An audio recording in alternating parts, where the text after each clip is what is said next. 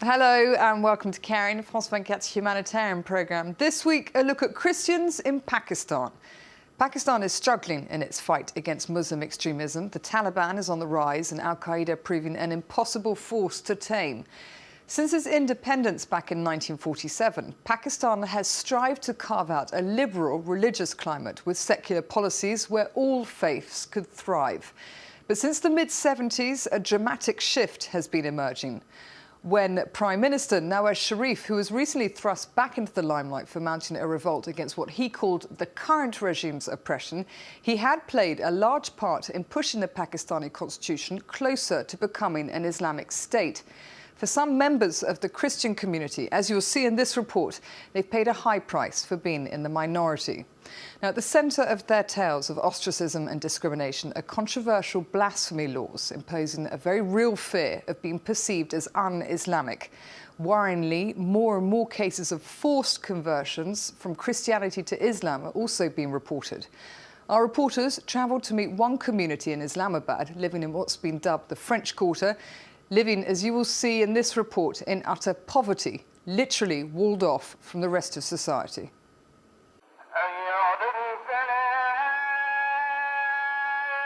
Islamabad, in Urdu, the city of Islam. Its showcase, the King Faisal Mosque, one of the largest in the Muslim world. Pakistan's young capital was built in just 50 years. And yet, amid the brand new minarets and luxurious houses lies a neighborhood out of another age.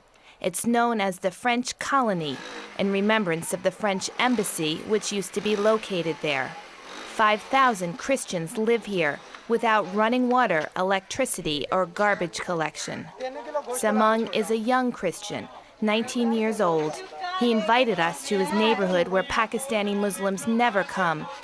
The French settlement has a dangerous reputation, so Samang makes it a point of honor to welcome us and introduce his family. This is my grandfather, and this is my grandmother. Okay. This is my auntie. Among the Christians who work, they often have poorly paid domestic jobs. This is the case in Samang's family. His mother Mira works for a wealthy Muslim couple. Muslims do not like us. They don't like me touching their things. I'm a maid in a Muslim household. I wash the floor, I do the laundry. They don't want me doing the cooking or touching their food because I'm a Christian. The mistrust between the two communities is symbolized by the wall that surrounds the settlement. It was built 6 months ago.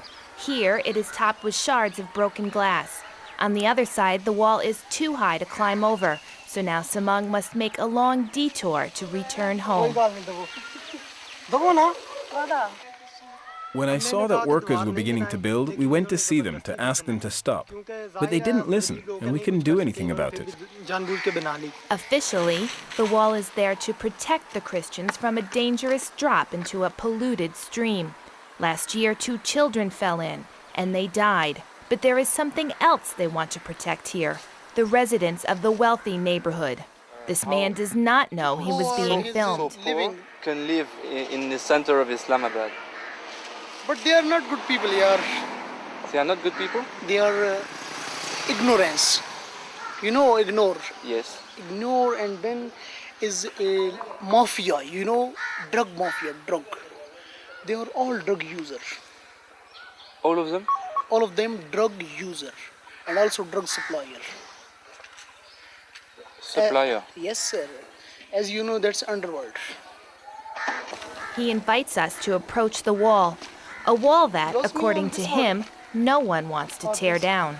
Oh, yes. And who built it? Some owners. They are living here in this side and then this side. Okay. It's Pakistani bureaucrat, like politicians. A few minutes later, he realizes the camera is on. Very quickly, he tones down his words. But I like many peoples. They are Christian, Hindus, Buddha. It's all the nation, all peoples. One nation in which the bond is Islam. youngest among sisters, Smina, is 17. She shows us her notebooks. In her Muslim high school, religion is unavoidable. This is a book for Islamic studies, है ना? Muslims, related for Muslims, Muslims culture. There are Christian schools in Pakistan, but they are very expensive.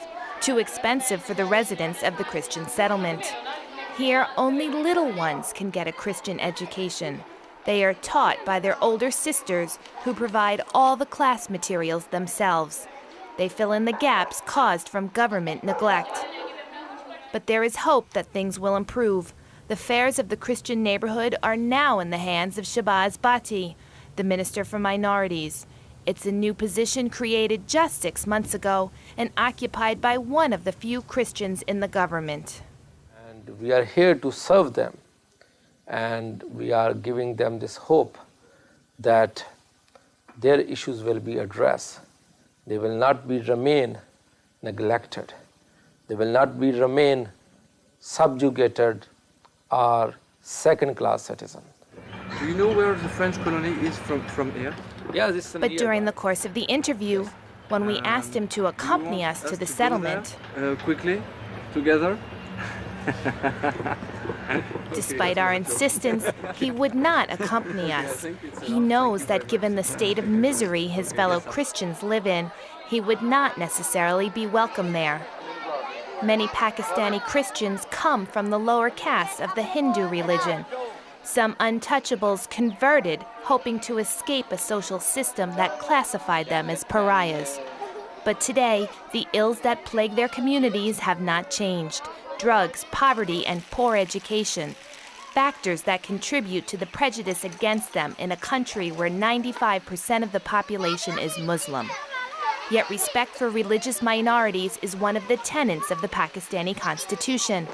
In the National Assembly, 10 seats are reserved for religious minorities. And even the imams talk about mutual respect. This is not in our hands to make someone's Muslim by forcing them by something else. We can't make that. It's Allah, it's depend on Allah. And we have, I told you that Christians which living in our community, they are like our friends. Well, I told you first that they are human beings, after that they are Pakistani, and after that they are Christian. Tolerance, but with some concessions. It's the call to prayer.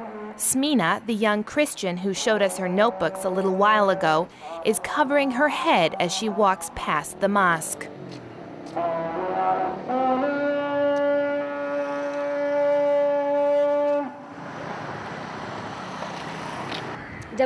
When it's the call to prayer, that means they will invoke the name of God.